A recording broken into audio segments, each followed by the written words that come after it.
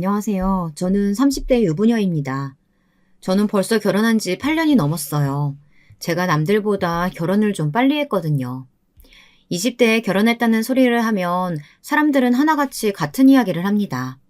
사고 쳐서 결혼한 거 아니냐고요. 그럴 때마다 저는 단호하게 말해요. 어릴 때 못 모르고 남편에게 홀라당 넘어가는 바람에 결국 결혼을 했다고요. 그냥 대충 그렇게 말하는 게 편해서 습관처럼 말하고는 했지만 사실 남편이 미친 듯이 좋아서 못 모르고 한 결혼은 아니었습니다.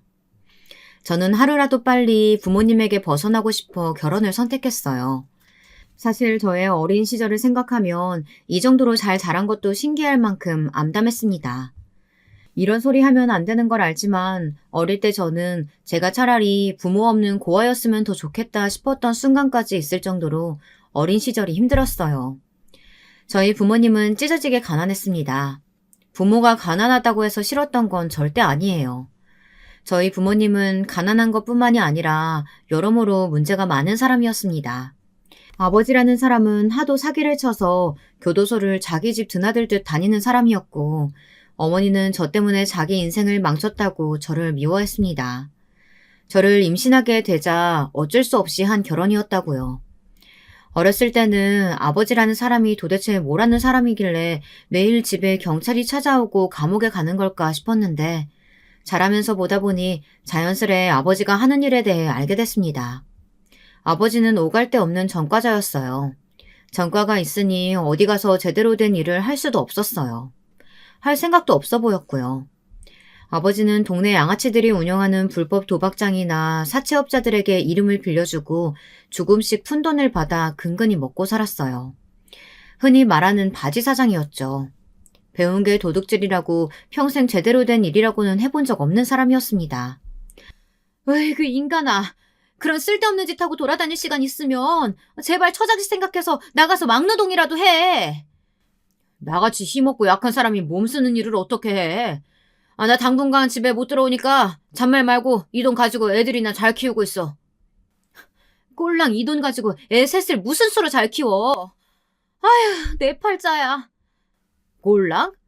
이에 팬네가 남편이 힘들게 벌어온 돈 가지고 하는 소리 봐라. 네가 남편 대접을 그따위로 하니까 남편이 나가서 잘 될 턱이 있냐? 어릴 때 기억이라고는 부모님께서 항상 서로를 탓하고 미워하며 시끄럽게 싸우는 것뿐이었습니다. 싸우면 항상 아버지는 집을 나갔어요. 그러고는 한참 동안 집에 들어오질 않았습니다. 애가 셋이나 있는 집에서 돈을 벌어오는 사람이 없으니 항상 돈이 없어 허덕였습니다. 그럴 때마다 어머니는 여기저기 동네 사람들을 찾아가 돈을 꾸러 다녔어요. 저와 동생들은 그런 어머니를 지켜봐야만 했습니다. 그런 날이면 어머니는 밤새 혼자 소주를 마셨어요. 술만 얌전히 먹으면 다행이죠. 술에 취하면 어머니는 항상 저에게 갖은 막말을 퍼부었습니다. 어쩌다가 그런 인간한테 자식 새끼만 줄줄이 셋이나 퍼질러 나서는. 아휴, 내 팔자야. 이게 다 네 년이 내 발목 잡는 바람에 이렇게 된 거잖아. 엄마가 아빠 좋아서 결혼을 살아놓고 왜 나한테 난리야. 나도 엄마 같은 엄마 필요 없으니까 차라리 도망을 가. 안 잡을 테니까. 무책임한 아버지도 싫었지만 항상 남탓만 하는 어머니가 더 미웠습니다. 어린 딸한테 해서는 안 된 말들을 매일같이 퍼부었으니까요. 뭐야? 이 싸가지 없는 년이? 기껏 낳아서 키워줬더니만 말하는 꼬락서니 좀 마라. 너 이리 와. 아주 내가 먼지나게 패줄 테니까. 내가 언제 낳아달라고 엄마한테 사정한 적 있어? 자기들이 좋아서 낳았으면 책임을 져야 할 거 아니야. 이렇게 거지같이 키울 거면 뭐하러 낳았어? 엄마라는 사람은 매일 자기 인생을 한탄하느라 셋이나 되는 자식을 방임했고 툭하면 저를 때리고 욕했습니다. 아버지라는 사람도 마찬가지였어요. 남한테 사기나 쳐서 벌어온 돈 몇 푼 던져놓고 사라지면 아버지 노릇 다 한 거다 생각하는 못난 사람이었으니까요. 저는 정말 부모라면 지긋지긋했습니다. 여러분이라면 이런 부모와 하루라도 살 수 있겠어요? 그래서 제가 결혼을 일찍 한 거예요. 거지 같은 집구석에서 하루라도 빨리 벗어나고 싶었거든요. 저는 언제나 성공하고 싶었습니다. 워낙 생활력 없고 가난한 부모 밑에서 자라다 보니 저는 무슨 일이 있어도 제 부모처럼 살고 싶지는 않았어요. 그래서 악착같이 공부했습니다. 그런데 인생이 그렇게 호락호락하지만은 않더군요. 공부도 돈이 있어야 하는 거였어요. 과외도 하고 학원도 다녀야 하니까요. 저희 부모님에게는 얘기해봐야 안 해주실 게 뻔하고 제 손으로 직접 돈을 벌어야 했습니다. 저는 중학교 때부터 일찍이 아르바이트를 했어요. 제 학원비를 제 손으로 벌었습니다. 어머니든 아버지든 애초에 저에게 관심이 없었기 때문에 제가 뭘 하고 다니는지도 몰랐어요. 저는 패스트푸드점이나 편의점 등등 미성년자가 할 수 있는 웬만한 아르바이트라는 아르바이트는 다 했습니다. 간혹 아르바이트를 하려면 부모 사인을 받아와야 한다는 것도 있었지만 어렵지 않았어요. 사인이야 대충 제가 하면 될 일이니까요.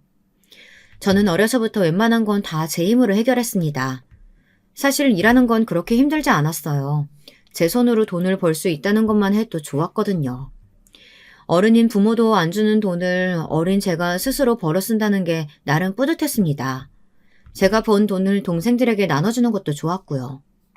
저는 제가 번 돈으로 학원비도 내고 동생들 용돈도 조금씩 주며 남은 돈은 다 모았어요. 고3까지 공부하면서도 아르바이트를 꾸준히 했습니다. 하루에 4-5시간씩 자면서요. 그렇게 악착같이 산 덕분에 저는 제가 원하는 대학에 합격했습니다. 저는 무조건 졸업과 동시에 취직이 될 만한 대학으로 가고 싶었어요. 웬만하면 전문대로요. 4년씩이나 학비를 낼 자신이 없었거든요. 그래서 저는 항공과에 진학했습니다.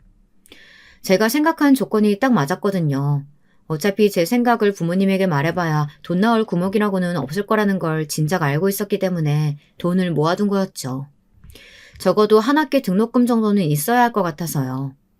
제가 처음 이 집을 나가야겠다 생각한 게 바로 그때입니다. 제가 하마터면 대학을 못 갈 뻔했거든요. 제 부모라는 사람들이 얼마나 몹쓸 사람이냐면요. 자식 대학 등록금에까지 손대는 못난 사람들이었어요. 제 수중에 돈이 있는 걸 알게 되면 부모님이 가만히 있지 않을 것 같아 저는 대학 합격 사실을 부모님에게 말하지 않았습니다.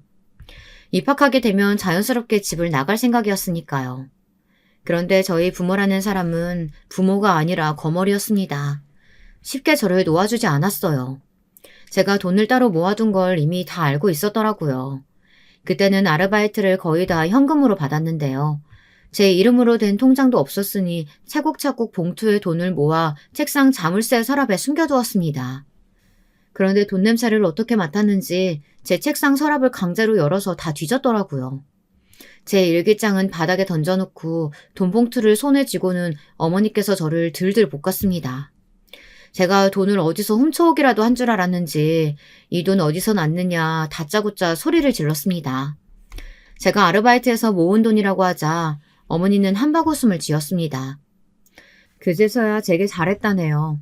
순간 저는 온몸에 소름이 돋았습니다. 어머니는 너무도 당연하게 제 돈을 가져가려고 했습니다. 저는 어이가 없어서 어머니에게 달려들어 제 돈 봉투를 뺏었어요. 이 돈은 제가 힘들게 모아둔 제 대학 등록금이라고요. 그러자 어머니는 코웃음을 쳤습니다. 너 우리 집에 빚이 얼만 줄이나 알아? 돈이 있으면 당연히 빚부터 갚아야지. 네 주제에 대학은 무슨 놈의 대학이야. 그 순간 알았죠. 낳아준 사람이라고 다 부모는 아니구나. 내 돈 가지고 왜 엄마 빚을 갚아? 등록금은 절대 못 주니까 뺏을 생각은 하지도 마. 우리 집 빚이 내가 혼자 쓴 돈이야? 다 너희 키우느라 쓴 돈인데 당연히 네가 갚아야지. 그래, 너도 이제 성인인데 지금까지 키워줬으면 부모한테 보답이라는 걸 해야지. 어디서 뻔뻔하게 부모 앞에서 눈을 부라려? 와, 엄마 아빠 둘 다 해도 너무 뻔뻔한 거 아니야? 도대체 지금까지 나한테 뭘 해줬다고 보답을 하라는 건데. 내 돈에 한 번만 더 손대면 경찰에 신고할 거니까 그렇게 알아요. 인연이 미쳤나? 뭐? 경찰? 그래, 어디 한번 경찰에 신고해봐라. 부모가 자식 돈 가지고 가는데 어떤 미친놈이 잡아가냐? 흥분한 어머니는 제 머리통을 쥐어박았어요. 그 사이에 아버지는 제 봉투를 뺏어갔습니다. 그럴 때는 둘이 아주 죽이 척척 맞더군요. 저는 그날 밤 집을 나왔습니다. 부모님이 주무실 때까지 기다렸다가 제 돈 봉투를 가지고 나왔어요. 동생들을 두고 나온다는 게 마음에 쓰였지만 할 수 없었습니다. 저라도 나와서 사람 구실하고 살아야 나중에라도 동생들을 데려올 수 있으니까요. 저는 집을 나와 부모님과는 연락을 끊었습니다. 물론 부모님이 작정하고 저를 찾으려고 하면 찾는 거야 시간 문제였겠죠.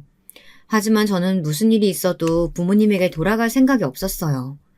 잡히면 다시 도망가면 된다고 생각했으니까요.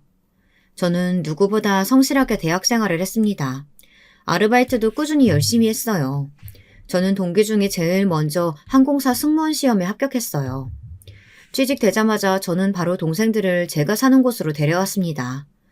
저 혼자 살기도 빠듯한 반지하 새방이었지만 괜찮았어요. 동생들이 제 곁에 있다는 것만으로도 제게 큰 힘이 됐거든요. 저와 동생들은 누구보다 서로를 이해하고 아꼈습니다. 동생들도 저처럼 부모에게서 벗어나기 위해 열심히 공부하고 일했습니다. 물론 셋이 사는 동안 부모님은 아무 때나 불쑥 찾아와 저희 형제를 괴롭혔지만 그럴 때마다 셋이 똘똘 뭉쳐 부모님을 외면했어요. 그러던 중에 저는 남편을 만나 결혼했어요. 제가 어린 나이에 남편과의 결혼을 결정하게 된 결정적인 계기가 있긴 있었습니다. 연애하는 내내 제가 동생들 뒷바라지하는 모습을 곁에서 남편은 다 지켜봤어요. 그래도 남편은 저와 결혼하고 싶다고 매일 졸랐습니다. 저도 결혼을 하고 싶은 마음이 아예 없었던 것은 아니지만 사실 동생들이 조금 더 자리를 잡은 후에 하고 싶었어요. 제가 동생들 때문에 결혼을 망설이고 있다는 사실을 안 남편은 거부할 수 없는 제안을 했습니다. 결혼만 해주면 제 동생들까지 다 걷어주겠다네요. 유부 선배님들이라면 다들 아시죠? 신혼부부가 처남과 처제를 데리고 산다는 게 쉬운 일이 아니라는 걸요. 저희 남편은 제 동생들이 대학을 졸업하고 취직할 때까지 꼬박 5년을 넘게 함께 살았습니다. 그때를 생각하면 남편에게 정말 고마워요. 더군다나 제가 결혼할 때도 쉽지만은 않았거든요. 제가 결혼식 날짜를 잡았다는 사실을 알게 된 부모님이 난리를 쳤어요. 저희 부부가 결혼할 때 시댁에서 해준 신혼집이 30평대 아파트였는데요. 그 큰 집에 동생들만 데리고 들어간다고 하니 저희 부모님은 뻔뻔하게도 저와 남편에게 괘씸하다고 하셨어요.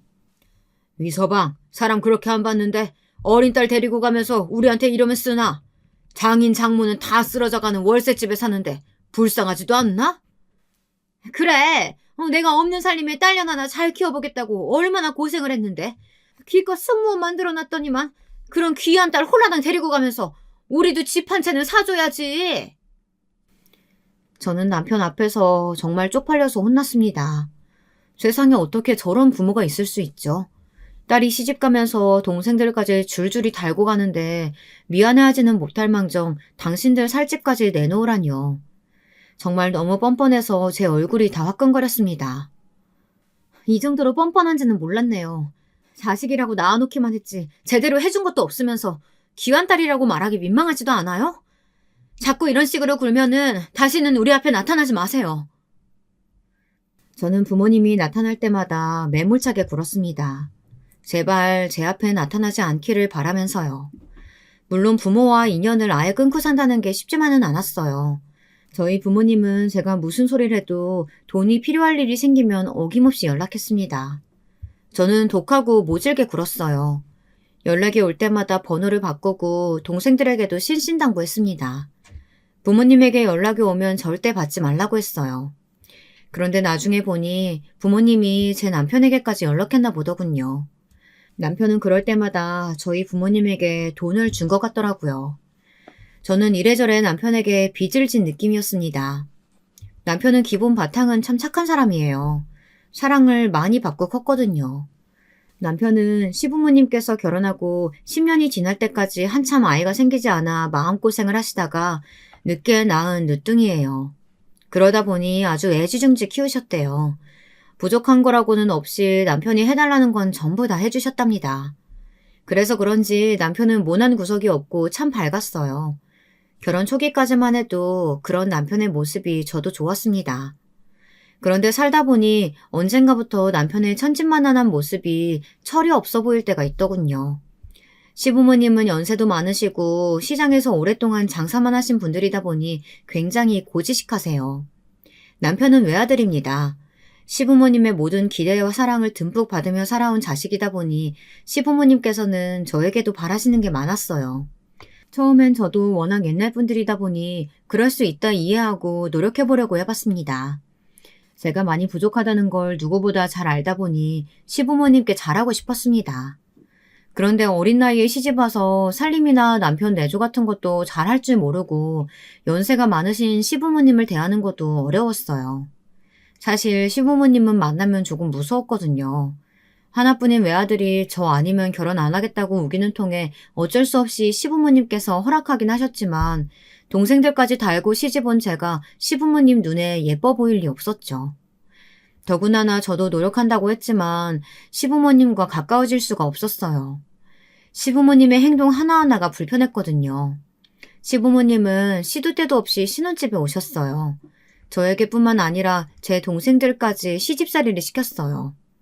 냉장고가 텅 비면 여자가 둘이나 사는데 살림을 안 한다고 잔소리하셨고 냉장고가 꽉 차 있으면 사치를 부린다고 뭐라고 하셨어요. 시부모님이 오실 때마다 동생들도 저도 가시방석이었습니다. 나란히 벌받는 아이들처럼 서 있고는 했어요. 저도 동생들도 어른들이 하시는 말씀이니 웬만하면 참고 넘어가려고 했어요. 하지만 참고 넘기기 어려운 순간들이 종종 있었습니다. 한 번은 이런 일이 있었어요. 제게는 남동생 하나, 여동생 하나가 있습니다.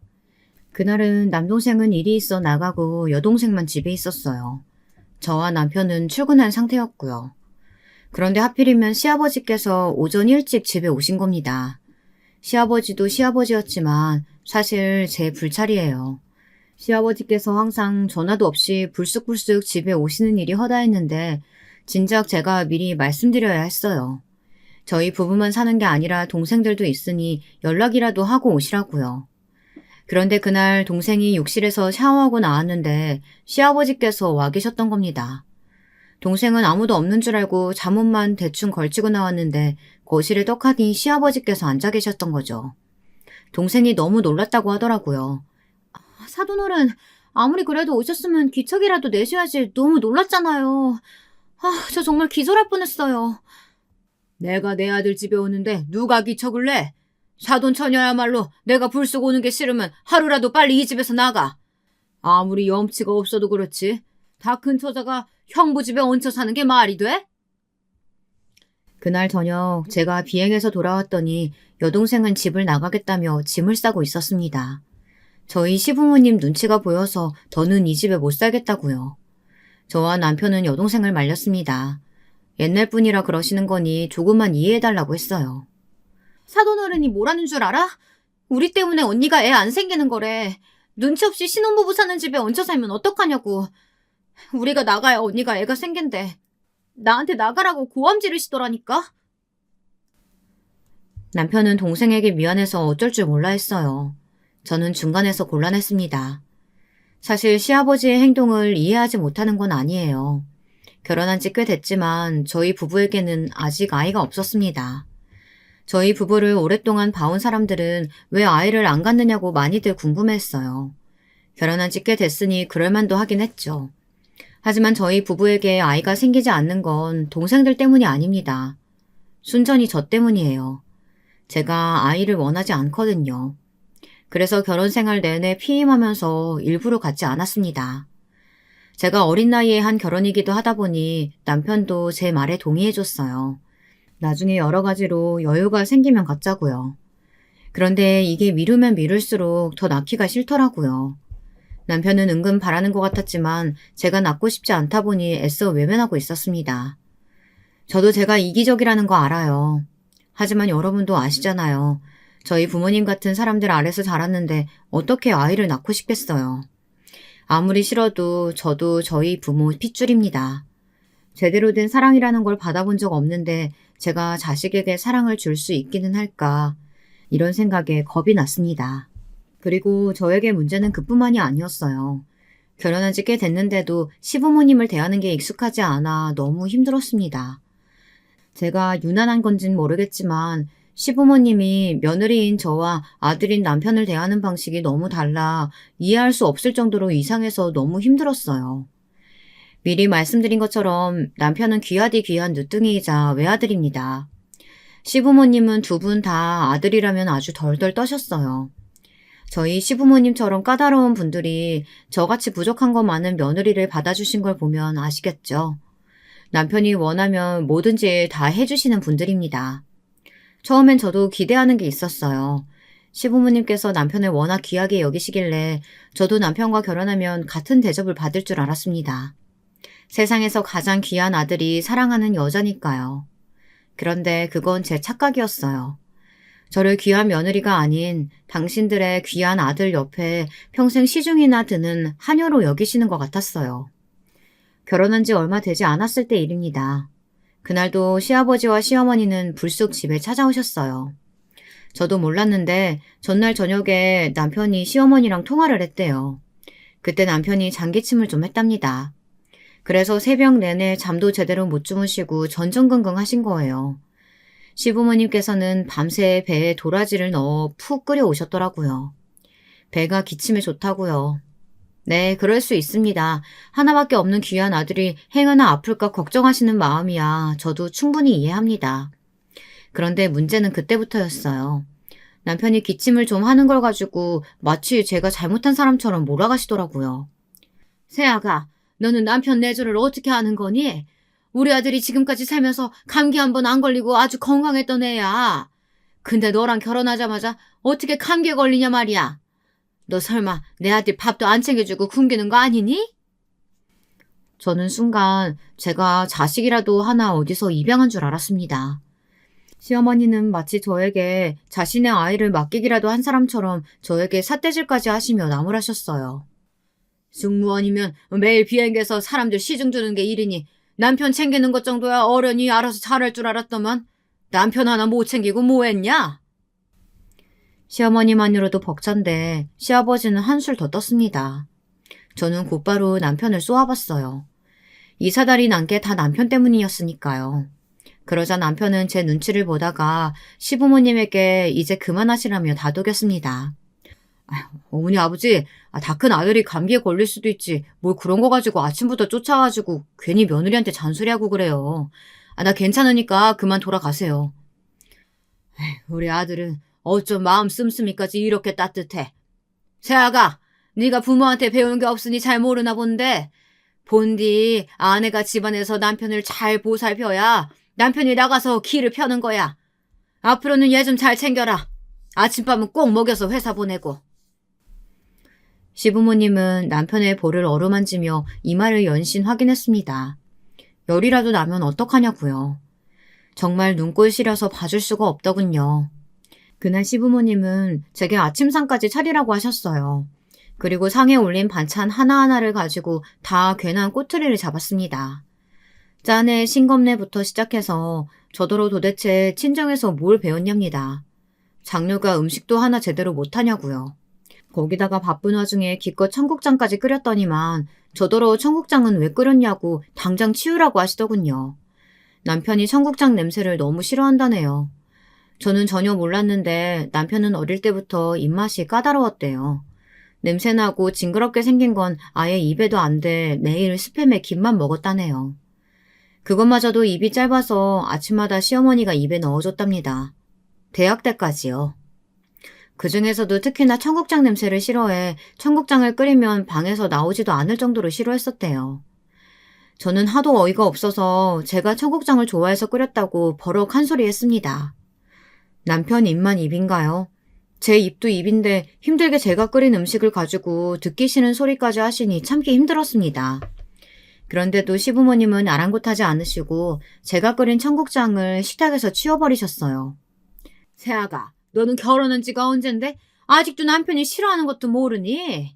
에이구. 아들, 엄마가 금방 김치찌개 끓여다 줄 테니까 조금만 기다려. 시어머니는 굳이 냉장고에서 김치를 꺼내 다시 찌개를 끓이셨습니다. 그러면서 연신 저에게 눈치 없이 청국장을 끓이면 어떡하냐고 성하였어요. 순간 저도 욱하더군요. 제가 왜 이런 대접을 받아야 하나 해서요.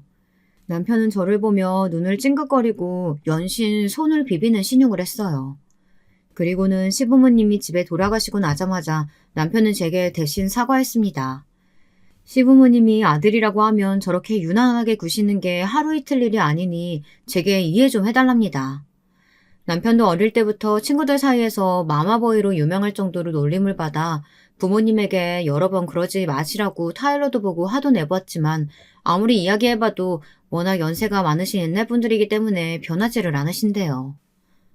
내가 중간에서 당신 힘들지 않도록 최대한 노력하고 있으니까 자기도 조금만 이해해줘. 내가 앞으로 처남이랑 처제한테 잘할게. 시부모님이 어렵고 불편했지만 어쩌겠어요. 제 남편의 부모님이고 제게는 시부모님인걸요. 그리고 무엇보다 남편은 제 동생들에게 정말 잘했습니다. 시부모님이 그런 점을 항상 못마땅해 하시는데도 남편은 굴하지 않고 제 동생들에게 잘했어요. 집에 데리고 살면서 항상 살뜰히 챙겼고 여유가 되면 동생들 학비에 용돈까지 챙겨주곤 했습니다. 그런 사람을 제가 어떻게 미워할 수 있었겠어요. 신부모보다 저의 형제들을 잘 챙겨주는데요. 남편은 형제가 없어서 그런지 유난히 저희 형제들과 지내는 걸 좋아했어요. 남편 말이 부모님의 사랑은 듬뿍 받아서 좋긴 했지만 그로 인해 힘든 점도 많았답니다. 부모님의 과보로 인해 어릴 때부터 친구가 별로 없었대요. 남자아이인데도 행여나 나갔다가 다치기라도 할까봐 시부모님께서 일절 밖에 나가 뛰어놀지도 못하게 하시고 운동도 못하게 하셨대요. 남편은 축구도 농구도 친구들과 어울려서 해본 적이 없답니다. 그러다 남편이 너무 심심하고 답답해서 나가놀고 싶다고 시부모님을 졸랐대요. 그래도 들어주지 않자 남편은 밥도 안 먹고 단식 투장을 했답니다. 시부모님은 행여나 귀한 아들 굶다가 병이라도 날까 싶었는지 어쩔 수 없이 들어주시기는 했다네요. 그래봐야 태권도 학원을 보내주신 거였지만요. 남편은 그것만으로도 너무 좋아서 날아갈 것 같았대요. 그런데 어느 날 태권도 학원에서 운동하다 넘어져 다리를 살짝 삐었답니다. 그날 바로 태권도 학원을 그만둬야 했대요. 남편이 다치고 온 날 시아버지가 바로 태권도 학원에 쫓아가 애를 어떻게 본 거냐고 난리를 치셨다더라고요. 남편에게 어릴 때 이야기를 듣고 나니 그제야 좀 알만했습니다. 남편은 제가 생각한 것보다 훨씬 더 금이야 오기야 귀하게 자랐더라고요. 처음엔 저도 그런 남편이 좋았어요. 저와는 달리 좋은 환경에서 자라서인지 매사에 긍정적이고 밝았거든요. 그런데 이게 살다 보니 매번 좋지만은 않았습니다. 온실 속에서 자란 화초라는 게 좋은 점도 있지만 힘든 점도 있더군요. 남편은 착하고 다정한 사람이었지만 유약해도 너무 유약했어요. 남편은 생각보다 사회생활과 잘 맞지 않았어요. 더 솔직히 말하자면 남편은 사회생활을 잘 못해요. 남편은 남들이 다 부러워할 만한 대기업에 다니고 있습니다. 요즘 직장인들이 예전보다 자유로워졌다곤 해도 어쩔 수 없는 꼰대 문화라는 게 있잖아요. 상사가 누구냐에 따라 여전히 야근도 많고 회식도 자주 했고요. 남편이 새로 옮긴 부서의 부장님께서 남편을 별로 예뻐하지 않나 봐요. 남편은 부서를 옮긴 순간부터 매일 집에 와서 징징거렸습니다. 말 그대로 정말 학교 가기 싫어하는 아이처럼 징징거렸어요. 회사에 가기 싫다고요. 부장님이 자기만 미워한답니다. 저도 처음엔 남편을 다독였어요. 시간이 지나면 남편이 부서에 적응하고 잘하다 보면 분명히 인정해 주실 거라고요. 그런데 남편은 제 이야기는 들리지 않는 것 같았습니다. 누군가에게 노골적으로 미움을 받아본 게 처음이라 그런지 굉장히 힘들어하더라고요. 어느 날이었어요. 회식이 있다고 해서 늦을 줄 알았는데 저녁 8시도 안 돼서 집에 왔더라고요. 저는 회식이 일찍 끝난 줄만 알았습니다. 그런데 회식이 일찍 끝난 게 아니라 남편이 그냥 중간에 집으로 와버린 거였어요. 누구에게도 말하지 않고요. 자기, 나 곱창이니 대창이니 이런 거 징그러워서 못 먹는 거 알지? 근데 부장이 나 못 먹는 거 알면서 일부러 곱창집으로 회식 자리를 잡은 거야. 그래도 내가 참고 먹어보려고 했다? 근데 이 재수탱이 부장이 나더러 남자가 그렇게 가리는 게 많아서 어떡하냐고 쪼다갔다고 빈정거리더니만 마지막에 닭발까지 시키는 거 있지? 남편이 회식을 하다 말고 집에 온 이유는 닭발 때문이었습니다. 여러분이 들으시기에는 어떠세요? 이런 남편이 이해가 되시나요? 사실 저는 전혀 이해가 되질 않습니다. 저도 싫어하는 거 많아요. 사람인데 왜 없겠어요. 저도 하루 종일 꽉 끼는 유니폼에 높은 구두 신고 흔들거리는 비행기에서 매일 웃으며 물이니 주스니 서빙하는 거 힘듭니다. 운동화라도 신고 일하면 좋겠다 싶을 때가 허다해요. 하지만 반창고 붙이고 꾹 참으면서 일합니다. 그게 직장 생활이니까요. 사실 몸이 불편하고 힘든 건 다 참을 수 있어요. 저는 가난한 게 더 무섭거든요. 일이라는 건 돈을 벌려고 하는 거잖아요. 저는 다시는 가난해지고 싶지 않습니다. 그래서 웬만하면 직장에서 일어나는 일은 뭐든지 참고 견딜 수 있어요. 하지만 남편은 달라도 저와 너무 달랐어요. 세상에 직장 상사가 싫은 소리 좀 하고 회식 때마다 곱창이니 닭발만 먹는다고 일을 그만둘 수도 있는 사람이었어요. 자신을 미워하는 사람과 한 공간에서 참고 있을 수가 없다네요. 남편은 결국 사표를 냈습니다. 사표를 내겠다고 했을 때 처음으로 남편과 대판 싸웠어요. 힘들게 들어간 그 좋은 직장을 사람 하나 때문에 관두겠다는 것도 이해가 안 되고 그만두고 나서의 계획이 구체적으로 있지 않다는 것도 화가 났습니다. 나 사실 직장 다니는 거 적성에 안 맞아. 퇴직금 나오면 당신 비행이나 따라다니면서 여행이나 좀 다닐까 봐. 그게 말이 돼?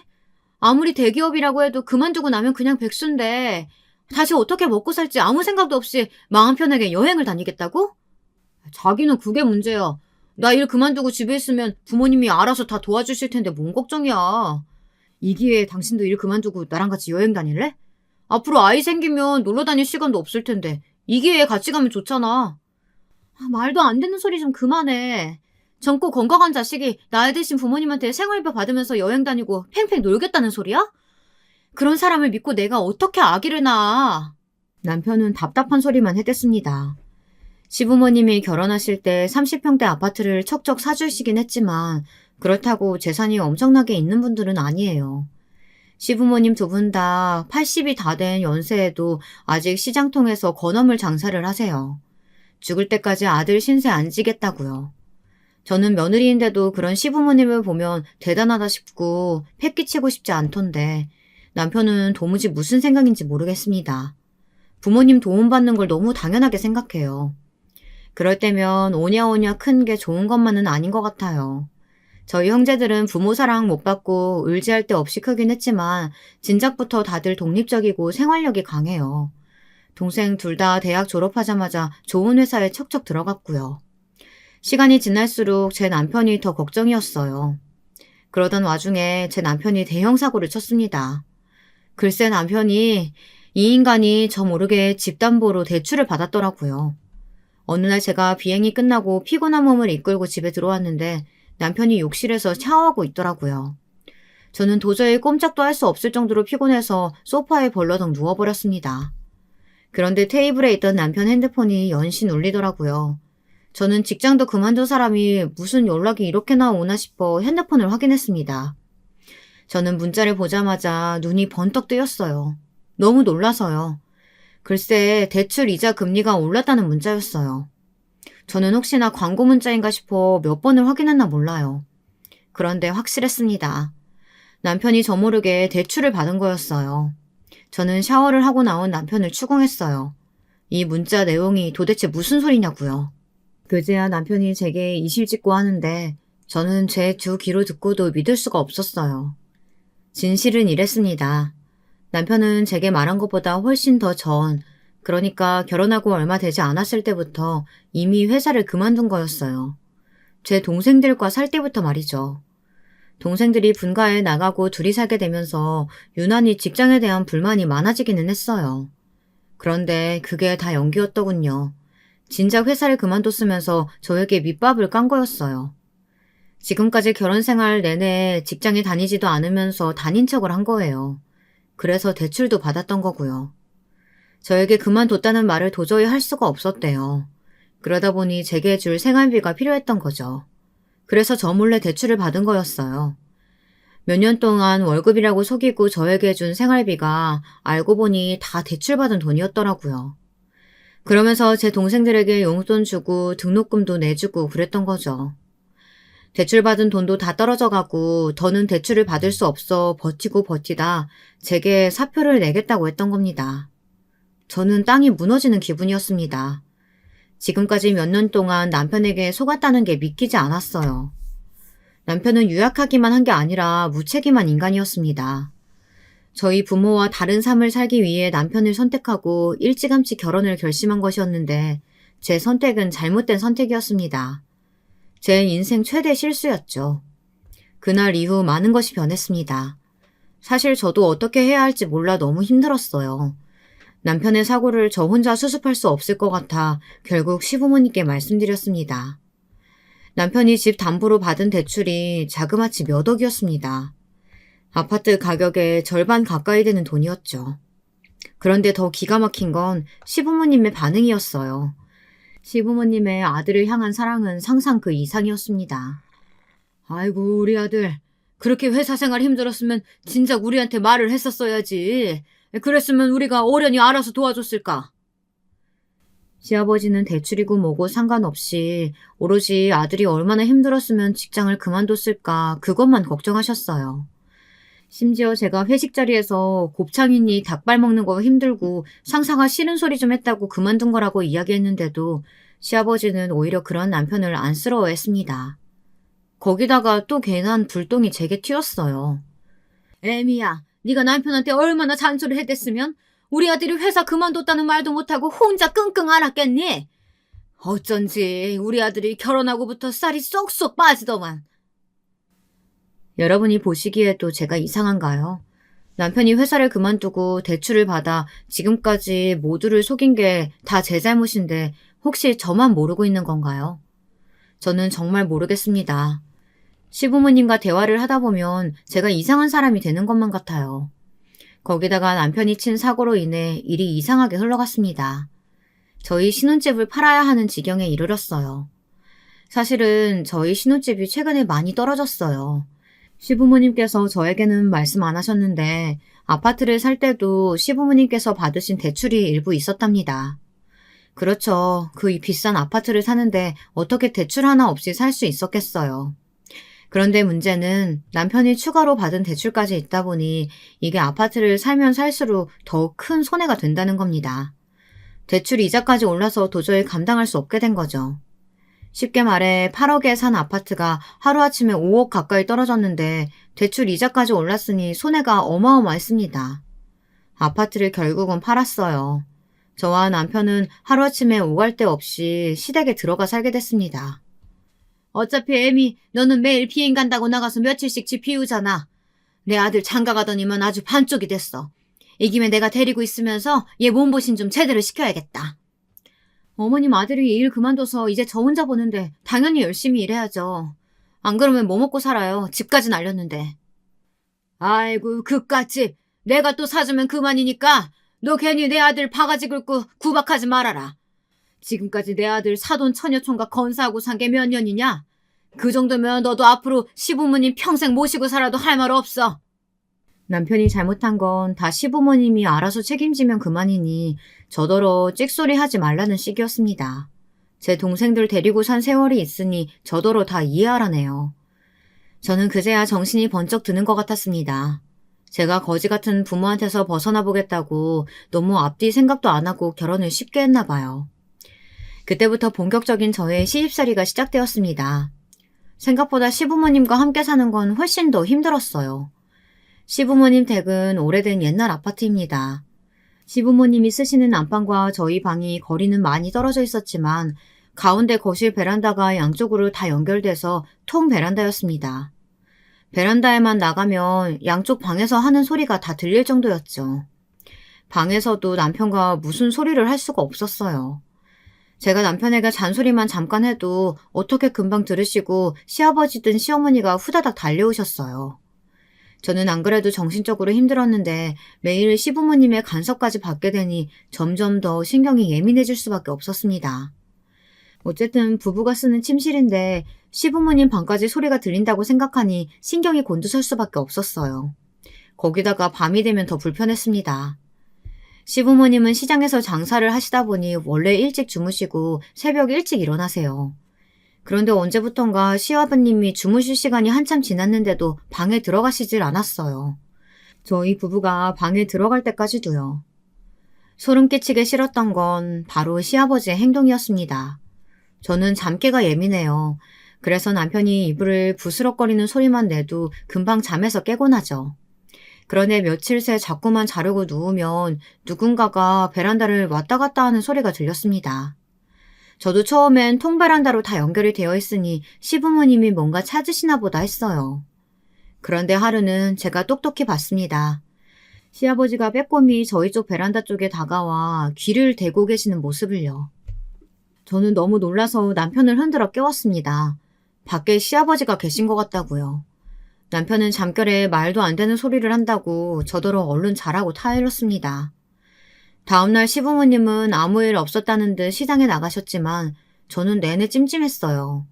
그리고 예전에 여동생이 저희 신혼집에 함께 살 때 있었던 일까지 떠올랐습니다. 여동생이 혼자 집에서 씻고 나왔는데 시아버지께서 거실에 앉아 계셨던 일이요. 그 전날 밤의 일로 생각이 꼬리에 꼬리를 물고 가다 보니 시아버지가 어쩌면 음흉한 변태일지도 모른다는 상상까지 하게 됐습니다. 저는 순간 시아버지의 얼굴도 보기가 싫어졌어요. 그날 밤 저는 벼르고 있었습니다. 시아버지께서 만약 또 소름 돋는 행동을 하시면 절대 그냥 넘어가지 않기로요. 그날 밤 저는 새벽까지 자지 않고 있었습니다. 그런데 이게 무슨 일인가요? 제발 아니기를 바랬는데 제 예상이 맞아 떨어졌습니다. 새벽이 깊어지자 시아버지께서 또 베란다로 나오셨어요. 그러더니 천천히 바닥에 주저앉아 문 쪽을 빤히 바라보셨습니다. 시아버지의 음흉한 그 눈동자가 얼마나 징그럽고 소름 끼치는지 잠시도 누워있을 수가 없었어요. 저는 남편을 흔들어 깨웠어요. 그리고 남편의 귀에 속삭였습니다. 베란다를 보라고요. 그러고는 빠르게 핸드폰 조명을 켜서 베란다를 비췄습니다.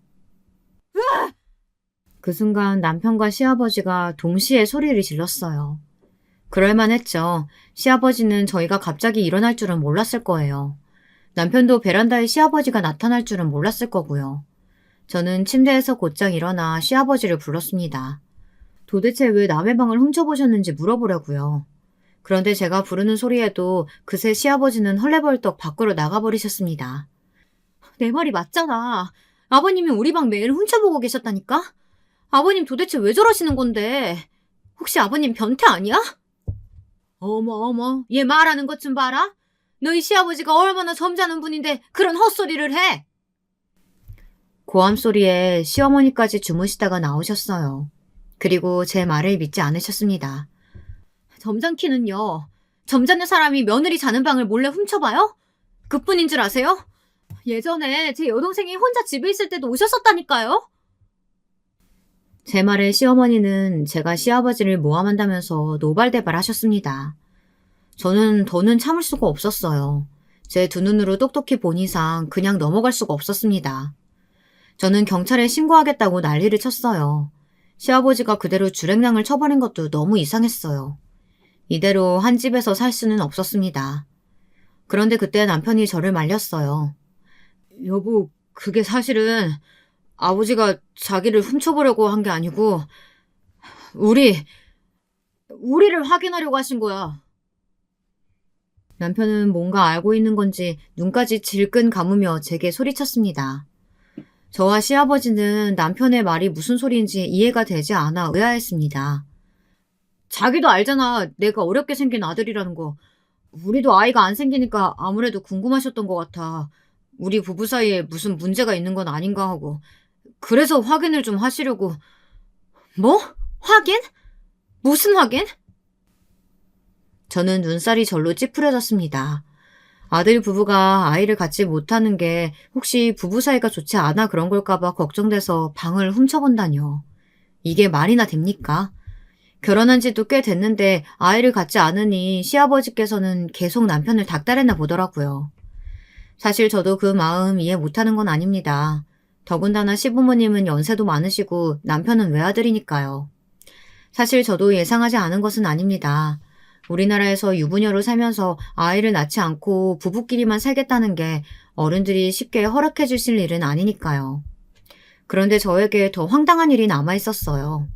다음날 언제 돌아오셨는지 시아버지께서 저를 불러다 앉히셨습니다. 저는 그때까지만 해도 당연히 시아버지께서 제게 사과하실 줄 알았어요. 그런데 제가 착각했습니다.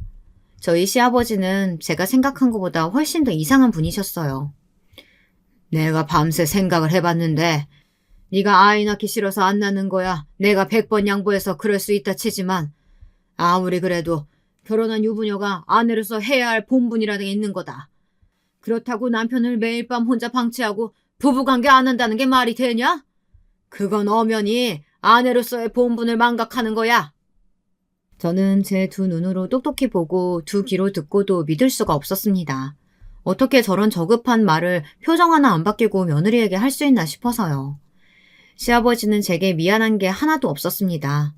단지 당신의 귀한 아들이 불쌍할 따름이었던 거예요. 저와 남편이 잠자리를 갖지 않는 줄 알고요. 그게 아내의 본분이라는 말에 저는 너무 기가 막혀 헛웃음이 터지더군요. 저는 그 순간 결심했습니다. 이런 인간들과는 단 하루도 가족으로는 살 수 없다고요. 저는 그날 새벽 모두가 잠들었을 때 짐을 챙겨 집을 나왔습니다. 동생들이 사는 집으로 왔어요.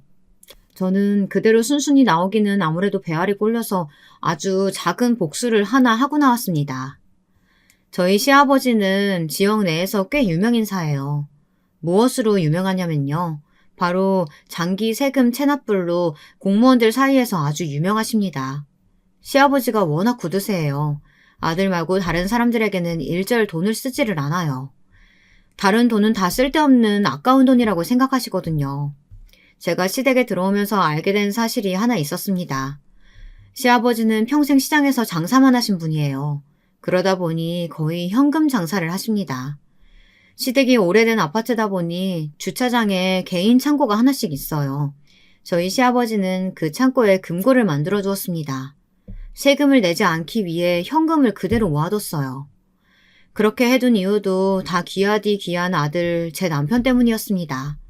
나중에 재산을 몽땅 다 물려주고 죽어야 하는데 나라에 내는 세금이 너무 아까우신 거죠. 그래서 현금으로 금고에 넣어두고 비밀번호를 남편에게만 알려준 거예요. 남편은 시댁에 들어온 이후부터 지금까지 뒹굴뒹굴 놀며 80이 다 된 부모가 벌어다 넣어둔 금고에서 돈을 꺼냈습니다. 한심하기 짝이 없죠. 저도 한때는 그런 남편이 부러워서 옆에 있으면 콩고물이라도 떨어지겠지 하는 바보 같은 마음도 있었습니다. 그런데 이제는 아니에요. 저희 시댁 시부모님은 다 미쳤습니다. 아들한테 미쳐서 현실을 망각하고 계세요. 아들 바보 둘이 키워놓은 바보 왕자를 더는 감당할 수가 없었습니다. 저는 시댁을 나오기 전 구청 세무과에 신고했어요. 저희 시아버지가 내지 않은 세금은 아파트 지하 창고에 다 보관되어 있다고요. 지금도 제 귓가에는 시아버지와 남편이 창고 앞에 앉아 밀린 세금을 모두 다 빼앗기고 엉엉 울부짖는 소리가 들리는 것만 같았습니다. 그 이후 어떻게 됐냐고요? 저는 남편에게 이혼장을 보낸 상태예요. 남편은 저와 이혼할 수 없다고 시부모님에게 저를 데리고 오라고 난리인가 봐요. 하지만 시부모님도 그것만은 해주실 수 없다고 했나 보더라고요. 절대 다시는 저 같은 며느리를 받아주지 않겠다고요. 밀린 세금을 저 때문에 내게 된 게 꽤 억울하신가 봐요. 저로서는 잘된 일이죠. 저는 이혼 소송을 준비하면서 나름대로 잘 지내고 있습니다. 제가 그나마 잘한 건 아이를 낳지 않은 겁니다. 얼마나 다행인 줄 모르겠어요. 이번 일로 제가 깨달은 건 저는 아무래도 가족 복은 없다는 겁니다. 아니면 낳아준 부모 버리고 집 나가서 벌을 받은 건지도 모르겠습니다. 하지만 저는 부모를 버린 것도 이혼하는 것도 후회하지 않아요. 누구든 저를 아프게 하고 상처 주면 저는 언제든 다 버리고 똑같이 대갚아 줄 거니까요. 지금까지 제가 살아온 인생 이야기 들어주셔서 감사합니다. 만약 제 이야기를 들으시다가 여러분께서 해주고 싶으신 이야기가 있으시다면 언제든 댓글로 조언 남겨주세요. 인생 선배님들의 조언이라면 제가 꼼꼼히 새겨듣도록 하겠습니다. 여러분, 두 번째 사연 시작하기 전에 좋아요, 구독 꼭 눌러주실 거죠? 그럼 두 번째 사연 바로 시작합니다. 지금은 전혀 안 그렇지만요. 저 시집 오고 얼마 안 지났을 때까지만 해도 나름 기다란 머리카락을 가지고 있었습니다. 허리까지는 아니었고 가슴을 덮는 길이는 되었죠.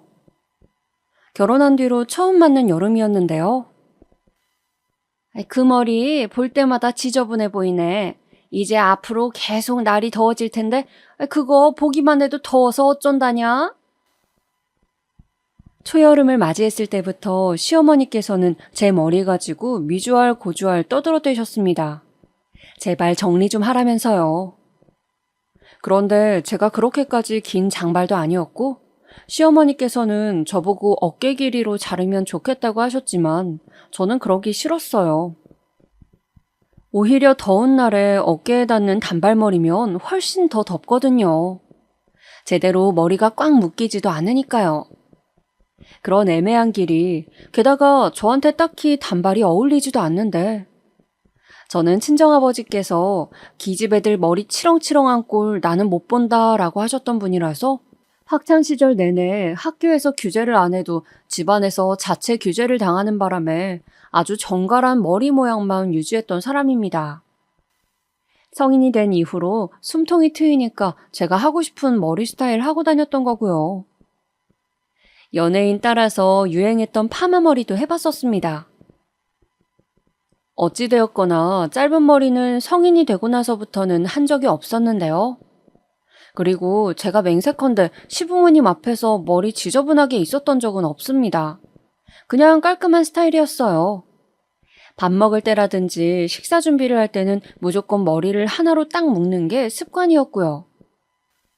그런데 저희 친정아버지도 그러셨고 어른들께서는 종종 이렇게 기다란 머리를 탐탁지 않아 하시는 분들이 계실 수도 있는 거니까 저는 대수롭지 않게 시어머니의 핀잔을 넘겼더랍니다. 그런데 말이죠. 그 여름에 시어머니랑 같이 동네 미용실에 갈 건수가 있었어요. 저는 일명 머리 다듬기라고 하죠. 살짝 길이를 자르면서 전체적으로 모양을 매만지는 거요. 그렇게 머리를 다듬을 생각을 하고 저는 미용실의 의자에 앉아 있었습니다. 그 미용실 천을 두른 채로 말이죠. 우리 새댁 언니야는 오늘 그냥 머리를 살짝만 다듬어주면 되지요? 네, 사장님. 그냥 무난하게 정리만 해주세요. 머리 길이는 조금만 짧아지면 좋겠어요. 미용실 사장님하고 짧은 대화를 나눈 후 저는 가만히 앉아 있었어요. 사장님은 미용실에 있던 TV의 채널을 딴 걸로 돌리시려고 잠깐 자리를 떠나셨고요. 정말 짧은 시간이었습니다. 그런데 뒤에 소파에 앉아 계셨던 시어머니께서 갑자기 벌떡 일어나시더니 미용 가위를 대뜸 집어드신 거예요. 내가 볼수록 이거 꼬라지 답답해서 안 되겠다. 에라이 잘라버려야지. 그렇게 혼잣말을 하시더니 시어머니께서는 집어드신 가위로 제 뒷머리카락을 잘라버리셨습니다.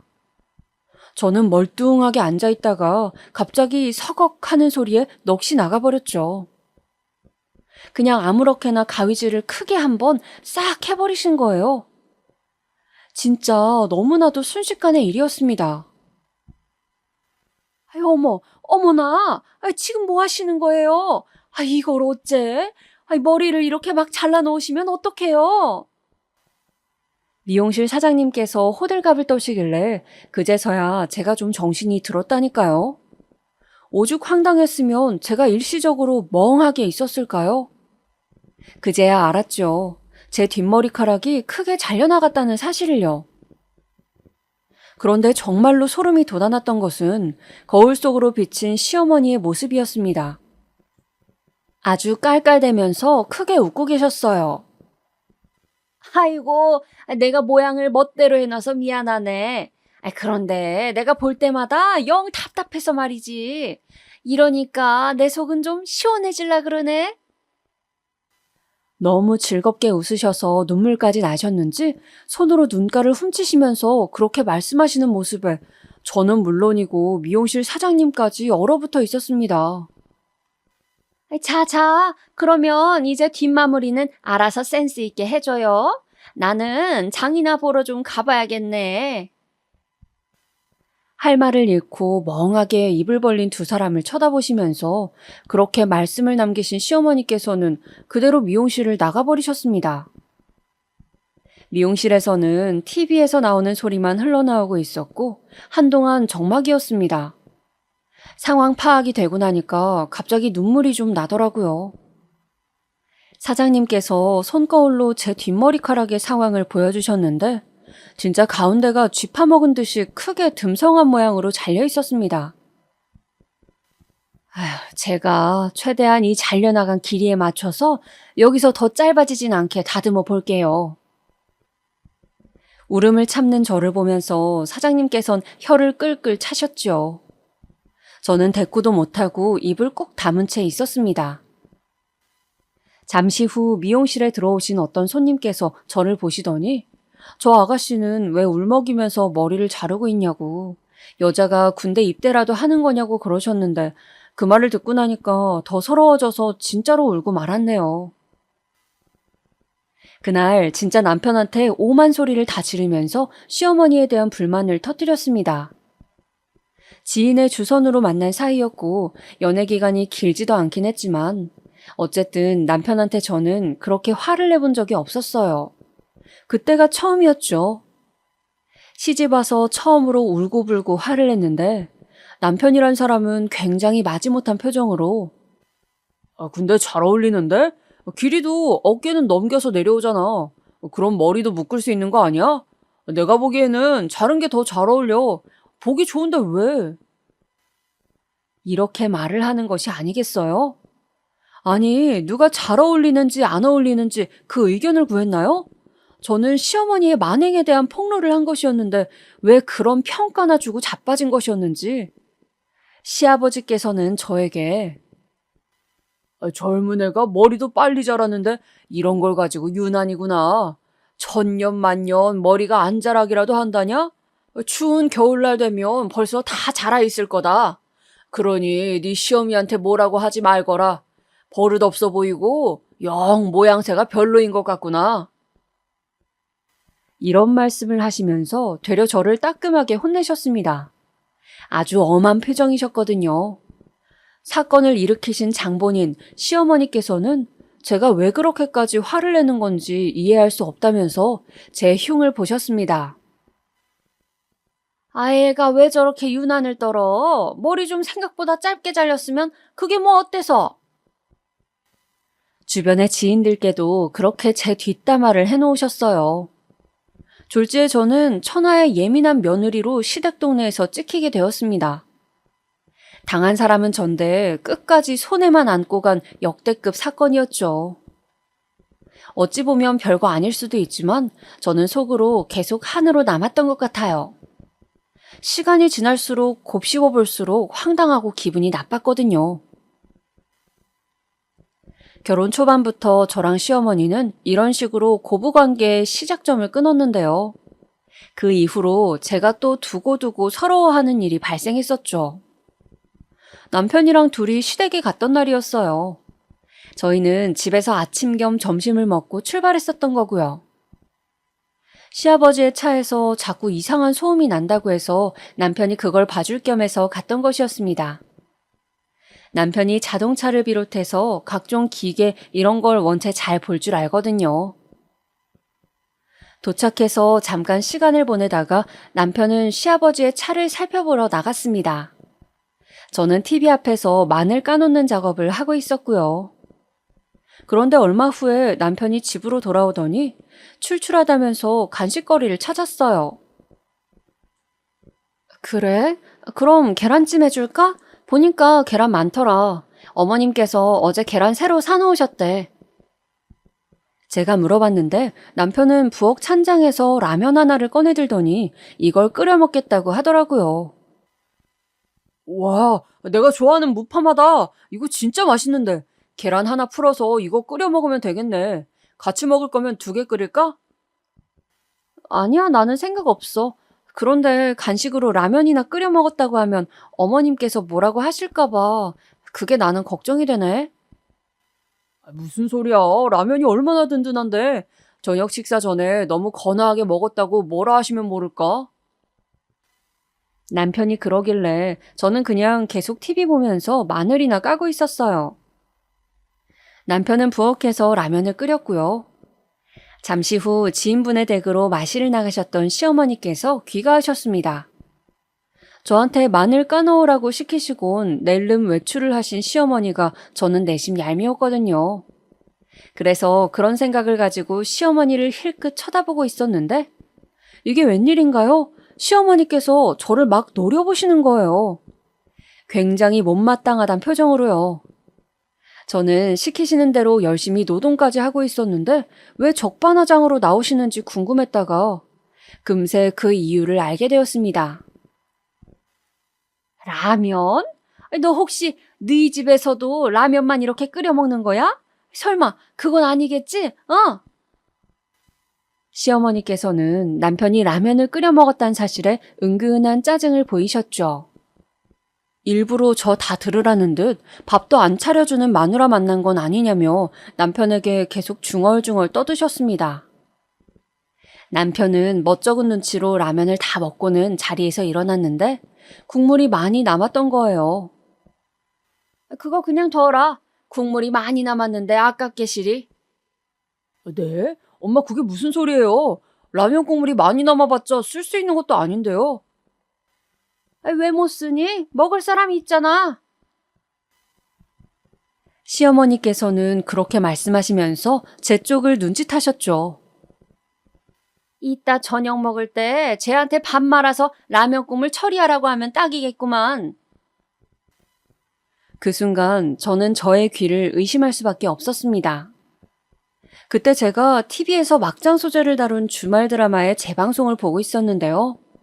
거기에 나오는 당장 인물들보다 시어머니가 더 막장이란 생각이 들어서 헛웃음이 나오더라고요. 당황한 남편이 재빨리 라면 국물을 싱크대에 쏟아버리면서 상황은 일단락되었지만 진짜 어이가 없었습니다. 시어머니께서는 또다시 저 들으라는 듯 지 서방이 뻔히 다 먹은 거 알고도 말이나마 설거지 해주겠노라고 나서지도 않는 것 좀 봐. 저게 성질머리지. 저게 바로 성질머리야. 이렇게 중얼거리셨습니다.